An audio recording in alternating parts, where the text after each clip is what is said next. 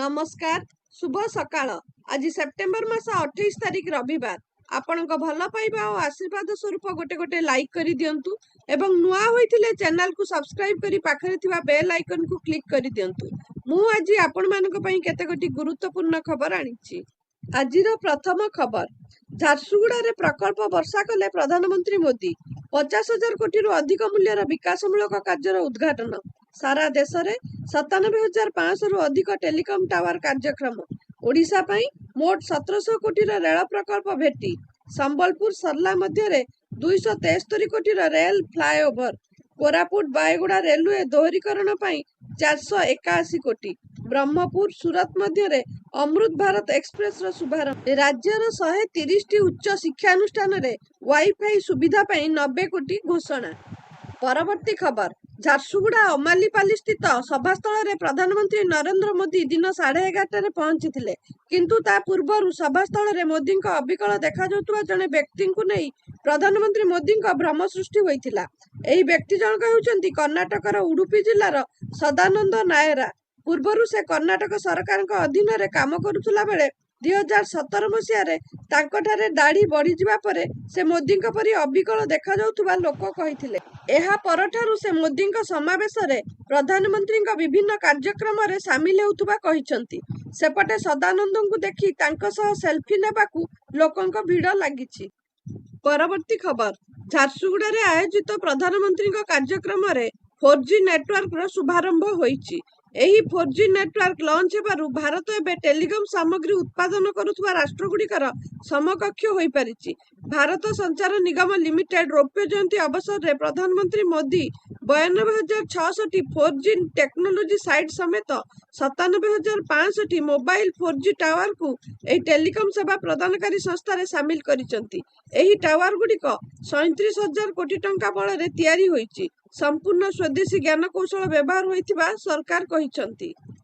स्वदेशी 4G सामग्री launch हेबारु Bharat एबे डेनमार्क, स्वीडेन, चाइना और दक्षिण कोरियार समकक्ष होई परिछि, कारण एही देश गुड़िक मध्य निजस्व टेली इक्विपमेंट उत्पादन करिथांती। एबे भारत मध्य स्वदेशी ज्ञान कौशल रे निजस्व टेली यंत्रांश निर्माण करबाकू सक्षम होईछि। भारत निर्मित नेटवर्क संपूर्ण भावे क्लाउड बेस्ड, फ्यूचर रेडी और यह 5G को मध्य अपग्रेड होई परिबो।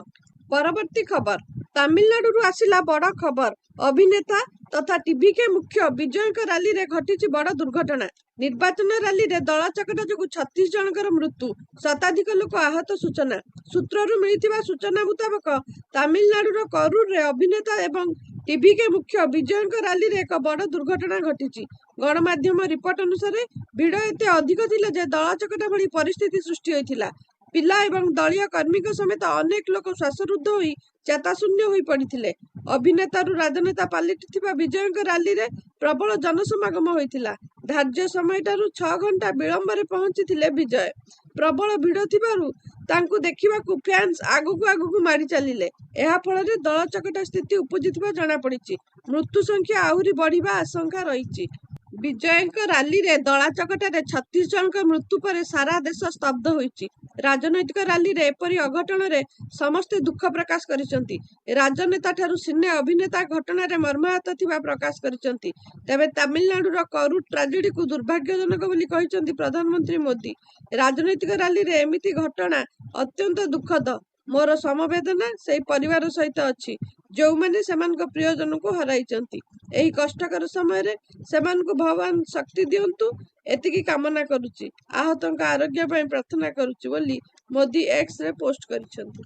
परवर्ती खबर, दिनक परे मंडप रे मांकर सप्तमी पूजा हेले कटक रे ए पर्यंत सबु पूजा कमिटी को स्थायी एनओसी मिली पारि नाही। प्रशासनिक अव्यवस्था भितर फसी जाइचंती पूजा कमिटी। शुक्रवार मात्र 65 पूजा कमिटी को स्थायी एनओसी मिलिथिबा बेले आहुरी 100 रु अधिक पूजा कमिटी को स्थायी एनओसी मिली पारि नाही। फଳରେ पूजा आयोजन नहीं कमिटी माने अकल रे पड़िछंती। परवर्ती खबर, कमिशनरेट पुलिस हाथ कुख्यात बंदूक बेपारी शेख नदीम। पूजा समय बड़ धरणर अपराध पई हेउथला षडयंत्र। राजधानी रे अपराध करिबार एही बंदूक व्यवहार होइथांता, हेले पुलिस हाथ रे धरा पड़ी जाइछि। जगतसिंहपुर जिलार नदीम ठारू जबत होइछि 10टी बंदूक और किछि अफुठा गुड़ी। ऑटोमेटिक और सेमी ऑटोमेटिक बंदूक जबत होइछि। जगतसिंहपुर जिला कृष्णानंदपुर थाना अधीन इटाटिकिरी गाँव शेख हाकिम को पुओ शेख नदीम को गिरफ्त करा 2015 रे एनकाउंटर शिकार होइथिला। अवैध अस्त्र व्यवसाय को लक्ष्य करी एक सर्वेलांस ऑपरेशन करिथिला स्पेशल क्राइम यूनिट। परवर्ती खबर दुर्गा पूजा पूर्व भुवनेश्वर उपकंठरे थिबा एक गोशाला को प्राय 200 गोरु को स्थानांतरित करा जायछि, जहा फल पर्व समय लोके रास्ता रे बुलुथुबा गोरु द्वारा असुविधा होरे पड़िबे नाही और ट्रैफिक समस्या हेबो नाही। 200 गोरु को स्थानांतरित करा जिबा सहित गौड़ा काशीपुर गोशाला क्षमता 700 थिबा बेले संख्या 597 को वृद्धि पाइछि। जामुकुळीर गोशाला रे 550 टी बुला गोरु अछंती। दुर्गा पूजा शेष पर्यंत यह अभियान जारी रहिबो। बीएमसी प्राणी जन्म नियंत्रक कार्यक्रम दायित्व थिबा नियुक्त प्राणी चिकित्सक डॉक्टर देवी प्रसाद कुंड कहिसंती। से कहिसंती स्थानांतरित गोरु मानकर प्रोटोकॉल अनुसार सेमानकर जत्न निया जिवो। परवर्ती खबर उपर पड़िया बालीजात्रा आरंभ होइथिला। सेही उपर पड़िया ही बालीजात्रार अंतुड़ीशाल किंतु एबे श्रीहीन पालटिबाकू जाउची। उपर पड़िया बालीजात्रा नहेबाकू नै पूरा सहरवासी बुद्धिजीवी विभिन्न राजनैतिक दलर राजनेता दाबी करी आसुथिले मध्य प्रशासन हाइकोर्ट आदेश आଳରେ सब कथा को एड़ाई आसुथिला। किंतु गतकाली हाइकोर्ट रे सहर समस्या शुणाणी बेले प्रशासन असल चेहरा पदाकू पड़ी जाइछि।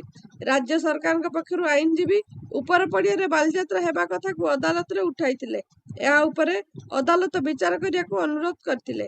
हाइकोर्ट प्रशासन एभली आवेदन को आग्रह कर देथिले। जदि उपर पड़िया बालीजात्रा हेबा लगी सहरवासी पक्षरु दाबी होउछि, तेबे प्रशासन बा खोद जिल्लापाल किंबा कौनसी संगठन कौन पाई पिटिशन दे अदालत को आसुनांती बोली हाइकोर्ट पालटा प्रश्न करथिले। गुरुत्वपूर्ण प्रसंग को मौखिक भावे उठाइबाकू हाइकोर्ट ग्रहण करि नथिले। परवर्ती खबर ओडिशा हाइकोर्ट विवाह पई पोस्ट बैंक फिक्स डिपोजिट समय पूर्व उठाइबा पई जने महिला को अनुमति देबा समय हिंदू आईन अनुसार यह आवश्यकता भाव स्वीकृति दिया जाइछि बोली कहिसंती। आवेदनकारी को तांका स्थायी जमा समय पूर्व बंद करने को अनुमति दिया जाउ नथिबा अभियोग सहित दायर एक रिट पिटिशन उपरे कोर्ट विचार करुथुले। जस्टिस दीक्षित कृष्ण श्रीपादଙ୍କ खंडपीठ मत देइछंती परिवार रे विवाह पई आवेदनकारी को टंकार आवश्यकता अछि। यह तांकर निजस्व टंका जहाकू से 5 वर्ष पई 5टी जमा रे रखिछंती। हिंदू आईन 3टी पारंपरिक आवश्यकता को स्वीकृति देइथाय। सेति मध्य रे जरूरीकालीन स्थिति वैवाहिक एवं परिवार आवश्यकता आदि रहिछि। एसबु क्षेत्र में कौन जुक्ति करा जाई परिबो नहीं जे आवेदनकारी पांठीर जरूरी आवश्यकता नहीं। कोर्ट समय पूर्व उठाण करा जिबा समय रे शुद्ध संपर्क रे कौनसी मत प्रकाश करि नांती, तेणु आवेदन को मंजूर थिबा कोर्ट कहिसंती।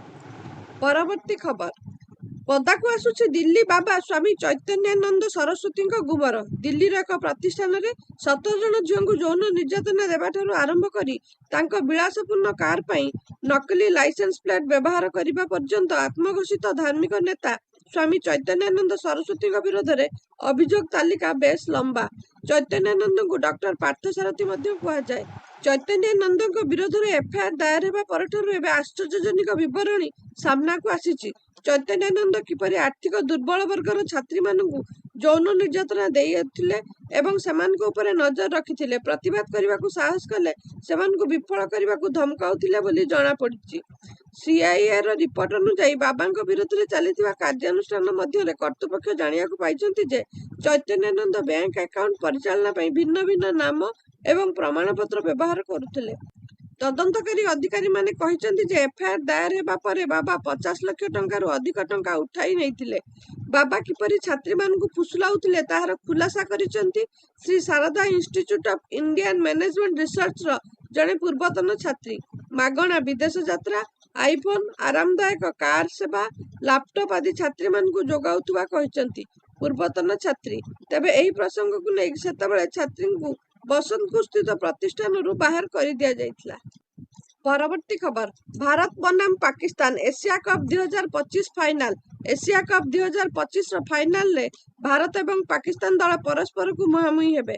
टूर्नामेंट रो 41 वर्ष इतिहास रे यह प्रथम थर हेबो जे भारत एवं पाकिस्तान फाइनाल ले भेटिबे। यार अर्थ हेउची सेमाने टाइटल पई परस्पर को मुहांमुही हेबे।